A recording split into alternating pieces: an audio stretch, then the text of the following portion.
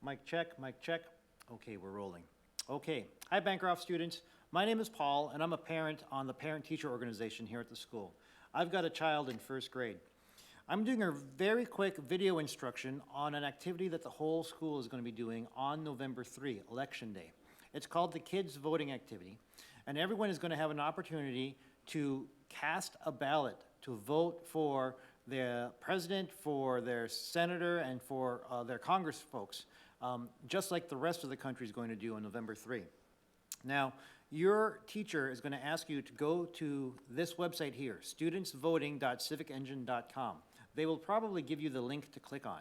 You could do this on an iPad or a tablet or your laptop if you prefer. Now, once you visit this page, you'll be taken to the Minnesota Students Voting page. It's the online portal for the mock election program for K-12 students across Minnesota. This is an activity sponsored by the Office of Minnesota's Secretary of State and the YMCA Center for Youth Voice. So on this page, you're going to scroll down to this field right here, select your school. Click on that and type BANC. That will reveal the Bancroft Elementary name and address.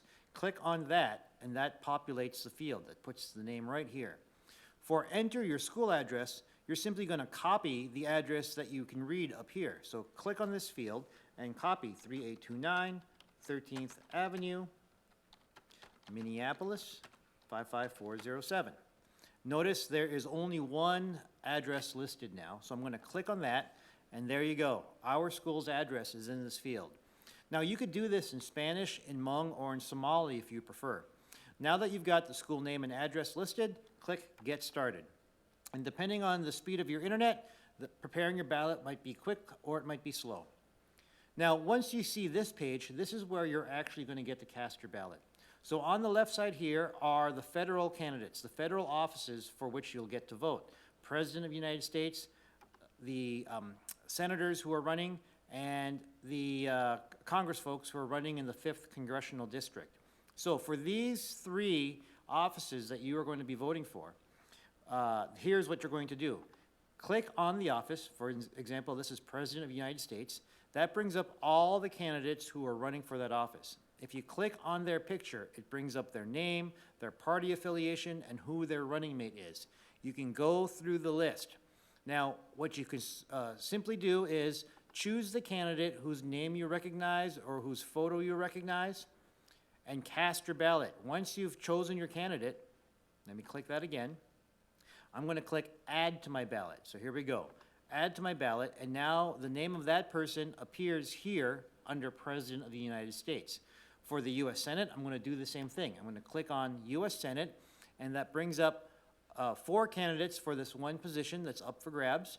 And if I click on their picture, I see their name and their party affiliation, name and party affiliation. And so if I click Add to my ballot, there we go. That person's name now appears under that office. And then if we could do this one more time with the House of Representatives, where we see the 3 folks that are running for office, and if I were to click on one, I see their name and their party affiliation. I would click Add to my ballot, and there you have it. We've got that name here. Now you're ready to cast your ballot. So up in this top right corner is Cast My Ballot. Click on that, and that takes you to a new page. Now, we are students at Bancroft, so we're really only doing this kids voting exercise online. But part of the reason for doing this is so that we would learn how voting actually occurs that day. And so for November 3, it's going to be voting in person. So this lists voting in person. We're going to find a place to vote. And when would you want to vote? That's an important thing to know. What day would we want to vote on? And if you were doing this for real, you would need to plan this out. For us, we're going to choose November 3, and we're just going to click Next. And so if we were voting for real, it would tell us where our polling location is located for our address. So we would click Next. And what time would you go to vote? Now, this is also an important piece of information for people to know, because for some folks, they have to vote before they go to work, or they have to vote after they go to work. Or for some folks, they can vote during the workday. The important thing is they've planned their day. So for you, because you're students and you are not having to vote for real, you're simply going to select 7 a.m. as your voting time just to get through this page. You're going to click Next, and there we have it. We're at the end.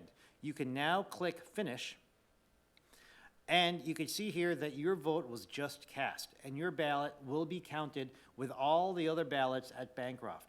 And by the end of the day or by the next day, your teacher will know how Bancroft voted, and your teacher can compare how Bancroft voted against how other schools in Minnesota might have voted, as well as how the rest of the country voted in the real elections that day. I hope this was pretty clear to you. If you've got any questions, reach out to your teachers. Thank you very much for the time, and stay safe.